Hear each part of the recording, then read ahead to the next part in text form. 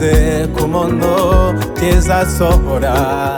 kizasohora ntutinye kandi ntiwihebe ko ku ijambo ryayo rihora ari ukuri. Erega icyo Imana yavuze ku muntu kizasohora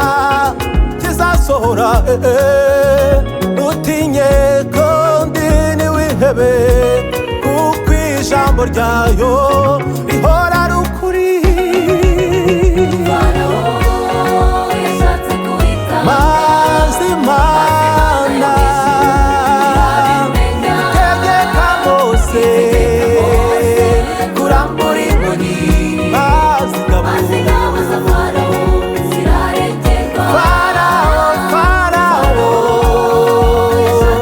Maze Imana yo mu ijuru irabimenya. Tegeka Mose